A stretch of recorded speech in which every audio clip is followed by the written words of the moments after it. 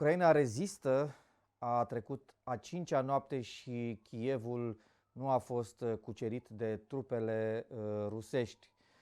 Toată lumea s-a mobilizat, toată Europa, toată Uniunea Europeană, tot NATO sunt alături de Ucraina și au impus cele mai dure sancțiuni împotriva Rusiei din istorie.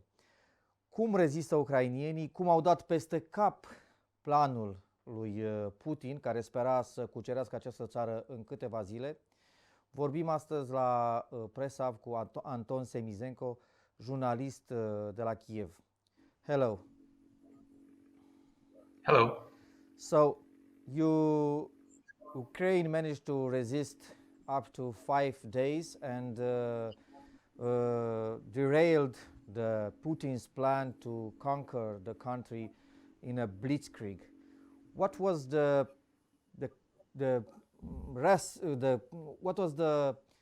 main components of your resistance? How come that you resisted so well?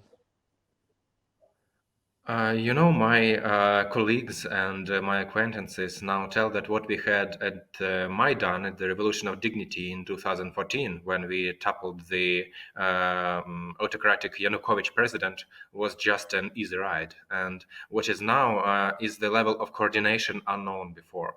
Like dozens of thousands of Ukrainians coordinate with humanitarian help, with military aid, with transport, with anything, from moving goods from Western Ukraine to the battlefield and otherwise. So I think the main component is the spirit and the skills of collaboration. Ukrainians practiced this for 2 revolutions already, so we know how to do it. But now it's really serious one. And when you hear the first bang, when you hear the first shelling, it's always a shock. You can get used to it. But later, like my colleagues who are now work from the shelter, quite often, they just almost don't notice it. They learned how to do this without interrupting their work. And we just, after the first day, maybe the second day of shock, Ukrainians just mobilized again, and now they are a very powerful community. There was probably a great level of fury, because I read there were some reports from the Russian secret services that told Putin that the Ukrainians will not fight because they don't trust their leadership. The President Zelensky didn't have a very high level of trust. The parliament, the politicians in Ukraine are not considered by the population were not considered before the invasion worth fighting for. That proved to be wrong because you fought. What changed the position of Ukrainians? Why did they fight, although the Russian reports mentioned otherwise? Now I'll use the word funny, though this is war. But the funny thing with Russian reports is that they can't really understand Ukrainians and how they think, how they behave, because specifically every pro-Russian project in Ukraine didn't get what it wanted. Every pro-Russian politician heavily supported from Moscow wasn't successful. Viktor Medvedchuk, godfather of Putin's daughter, he never Russia was fueling a lot of resources into his PR, but it gave nothing. And I think Russian tactics just fails in this way. Regarding Zelensky, regarding Ukrainian politicians, yes, Ukrainians is rather anarchic, a bit of anarchic nation, which doesn't really trust no power, like 100 years under Russian and Soviet regime and other nations that conquered Ukraine taught Ukrainians to just mind his own business and don't really The only demand from the authorities is just don't bother with our things. But now it's not about Zelensky. It's for every inch of our land. It's for every our building that is shelled. It's for every children that is not even like there are children killed, but it's for every crying children. Ukrainian Facebook right now is full of, it's furious, but it's not the illogical, senseless fury. It's more constructive right now. For example, yesterday Russians, there was a news as a fact that the largest cargo plane in the world, Maria, was destroyed by Russians after the shelling. And yes, it was despair, but for some short time.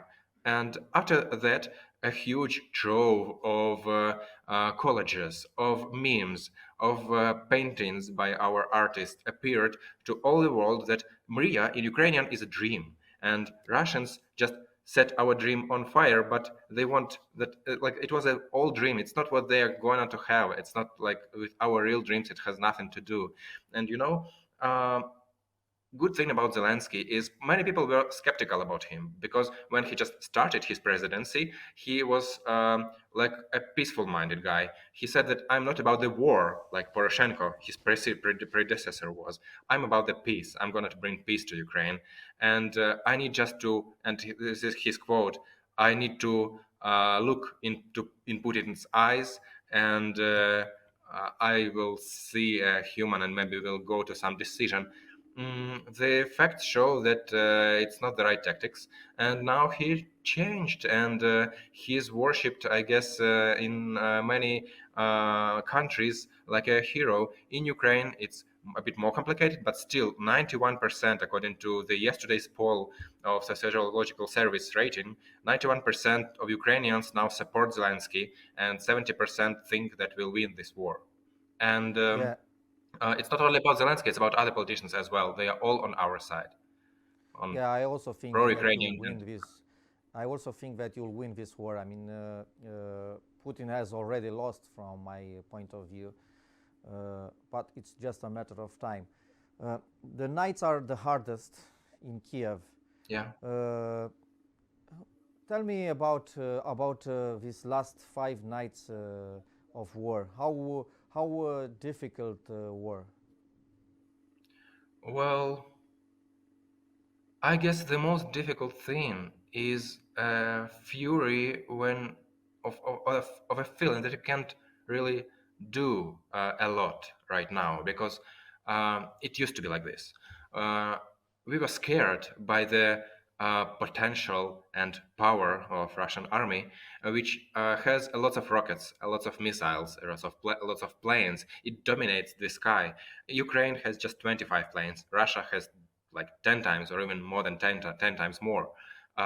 So it's not about the rifles. It's about high technology, which Russia has, and money, which Russia has. So we thought at first that we are doomed for defeat.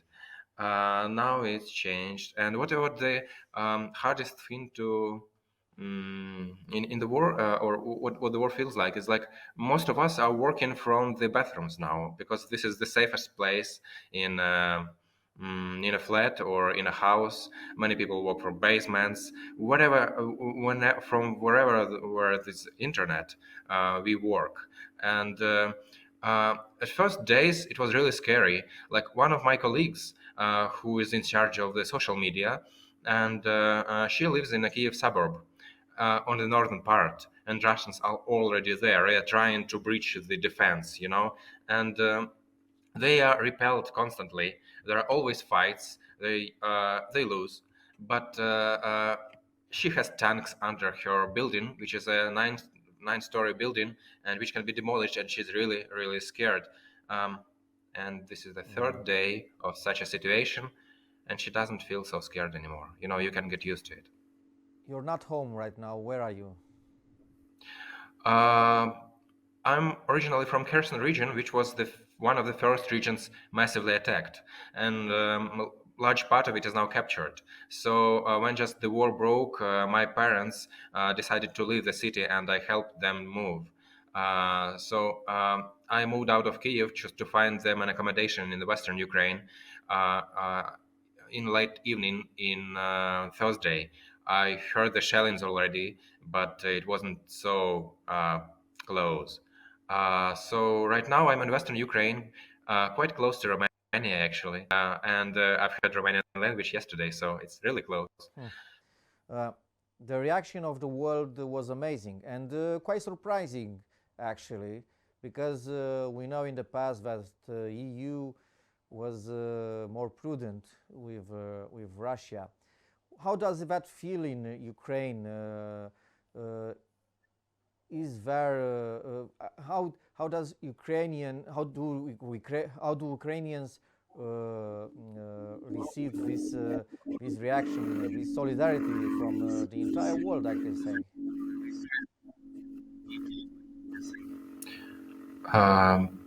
It's really touching. It's really something that we were waiting for years. Like this is the end of the 7th year of Russian-Ukrainian war, and many European countries just don't believe this. They say it's a local conflict, but come on, it's now everybody can see how local it is, and we are really touched by this solidarity, and we already feel that this is a victory. This is a diplomatic victory. This is the victory in the long run. But regarding Putin's psychopathic skills, or let's say skills, we never know what's happened again in a tactical sense. He deploys harder and harder rockets. Yesterday, he put his nuclear weapon on in a regime of readiness. So that may be just kind of a threatening move diplomatically, but he really thinks that Ukrainians is a non-existent nation. He really thinks that Soviet Union has to be returned. He really thinks that here not Ukrainians fight, but Americans fight. He's as stupid as it gets, and I don't know how to fix it. And I don't know what it will bring us in the following days. I believe so. He's like a macho type. Just one quick point. He's a macho type of man. He can't surrender and lose his face. It's just not in his. He's like a thug from some kind of a, some kind of a bad district, and it's impossible for him now when Russian ruble is in despair, when Russian markets are down, when when Russians can't fly almost like nowhere. It's, I don't know, it feels like he's like a bear in a corner, and this is quite a dangerous moment. Exactly. That is an important thing to underline, that the war in Ukraine didn't start 5 days ago, but 8 years ago. I mean, that's very important for our viewers to understand that. And regarding Putin, I think he really considered that the Maidan was managed from abroad. I mean, I believe he didn't think that Maidan was a genuine Ukrainian movement. Was the Maidan a genuine Ukrainian movement? Definitely. Just like these days, we get support from abroad. Not the weapons, not this massive, this substantial support. It was rather a moral and diplomatic one, but it existed.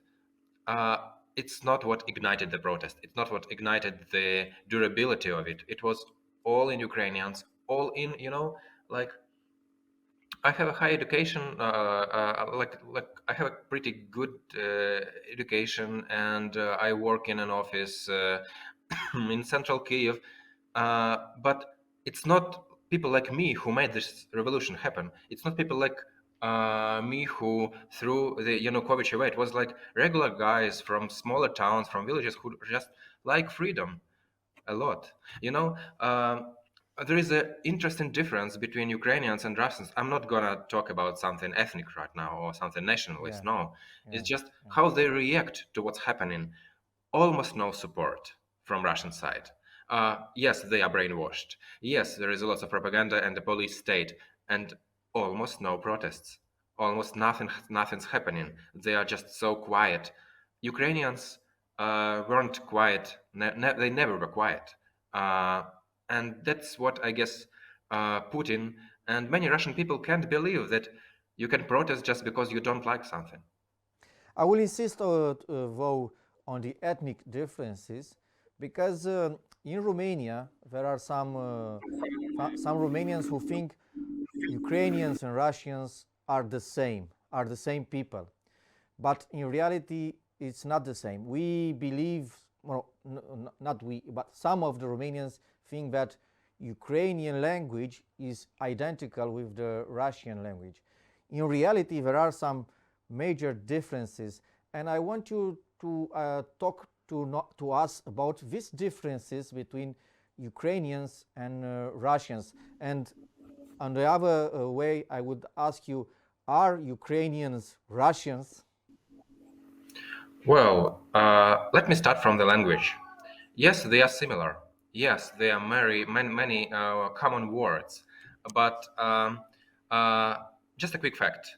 Right now, in Ukrainian cities, there are many Russian sabotagers, or pro-Russian, or rather Russian. They just moved a couple of weeks ago to the cities, rented a flat, and stayed there as a quiet sleeping agents. And right now, during the night or in the day, they are trying to destabilize the situation in many Ukrainian cities.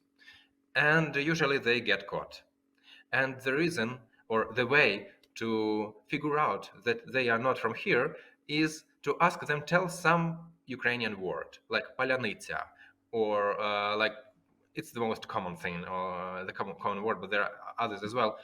Russians don't understand Ukrainian. They can't speak Ukrainian. They can't pronounce Ukrainian words.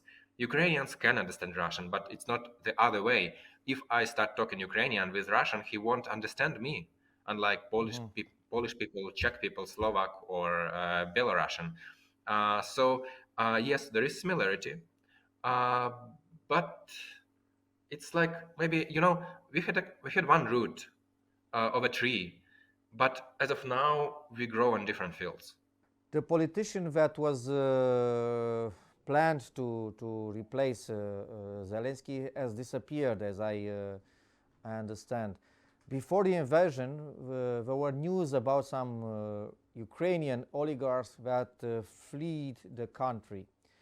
What is the position of Ukrainians regarding this politician that disappeared, and regarding the oligarchs that cowardly left the country? It's a multifaceted thing, because like a day before the war, many oligarchs, many rich people, like 10 hours before the war broke, they had a meeting in presidential office. We still thought that it's going to be peace. We still hoped. And they pledged that they won't stop the production, that they won't move people abroad, that they won't lay off people, so to keep the country as stable as possible. They may flee because they are scared for their lives. Actually, it's a tough moral question, because when we with my parents were moving towards Western Ukraine, the roads were it's like was a huge traffic jam for like 100 kilometers, and people are scared for their lives, and rich people as well. So it's Yeah, personal of course. choice of everybody. It's quite hard for me as well. Like, I'm not much of a fighter, I've never learned how to shoot. I'm not sure. Now I think I can. I'm not sure if I can be effective there. And I'm not in Kiev now, and it's so like painful. I work almost 24 hours a day doing English coverage, English language translation of current events, just to fulfill something, just to do something. Regarding oligarchs, many of them, yes, have left the country, but they are this country as well. They have their businesses here. They have all their active assets here, not the money, but the plants, the fields, and so on, banks. So if Russia comes, they will lose it. So nobody's interested in Russia, and they offer huge help as well. I understand. EU decided to ban Russia Today and Sputnik. And I know Finally. that in Ukraine, the Russian propaganda is forbidden since 2014. What are their channels? What are the Russian channels of propaganda in Ukraine right now? There is a trick in being a democratic state.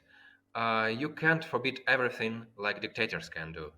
And I think this is what Russia uses specifically regarding the EU, or regarding some European countries where a trust is valued and is a common theme. In Ukraine, yes, we banned several Russian media outlets. Some of them not in 2014, some of them in 2016, some of them even later. It's an ongoing process and it's flexible, like Russian media channels can go through. There is a very popular messenger Telegram, which has pro-Russian channels as well. There are a network of diversities, but the most important their asset in terms of propaganda here are pro-Russian media. Like we had 3-4 news channels, TV channels, which is quite an expensive thing to do, to maintain, that were a pro-Russian thing. They were owned by Medvedchuk, by the godfather of, by that close ally of Putin, who now fled the country, or like fled his house at least. So there are several media with unknown sources of financing, which have definitely pro-Russian position, and they like right now most of them are blocked already. Yes, but before that they had a foothold. I understand. The adheration of to NATO is something wrote in the Ukrainian constitution. So Ukraine wants so bad to be part of NATO that mentioned that in its constitution. Do you think that opinion, let's say, changed after this invasion, or on the contrary, that now Ukrainians want even more to be a part of NATO? The former one. Yes, NATO is not about the standards of living or about some aesthetical or media thing or whatever. It's about the standards of, it's about safety, security, and it's about the standards of an army, because NATO standards are quite high. And Ukrainian army was preparing to the standards. There were many mutual trainings, but it's still far from being a NATO level army. It's very powerful, but there is always a place to grow, and a space to grow.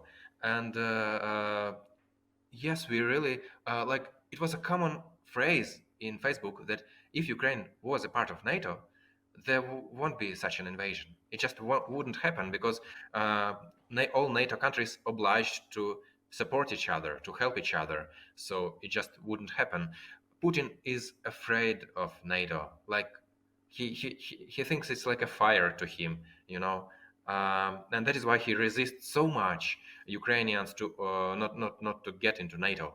In 2004, 2005, like maybe 15 years ago, majority of Ukrainians didn't really want to get into NATO, partly because of Russian propaganda, partly because of post-Soviet mentality, like we are Eastern guys, Slavic guys, and NATO is something alien, something American. Right now, it gradually changed, and maybe in 2014, 60% of Ukrainians or 55% of Ukrainians supported Ukraine joining the alliance. Right now, I'm sure these digits are way higher. Thank you very much for everything you said. I hope you'll win. I'm sure you'll win. And take care of yourself. Yeah, thank you so much. Yeah, I hope there will be as small number of casualties, as small number of dead Ukrainians as possible. This is my main wish. Yeah. Exactly. Thank you so much. Thank you also. Așadar, vedem că situația rămâne complicată în Ucraina, dar încăpățânarea, dacă pot să zic așa, ucrainienilor de a rezista este puternică, sunt foarte motivați. Și ceea ce cred că ar trebui să vă rămână din acest interviu este să nu ascultați propaganda rusească care spune, de exemplu, că ucrainenii și rușii sunt un singur popor care ar vrea să fie împreună. Iată că Ucraina este o țară independentă care vrea să rămână independentă. Mulțumesc că ne-ați urmărit. O zi bună! Thank you very much. Thank you very much.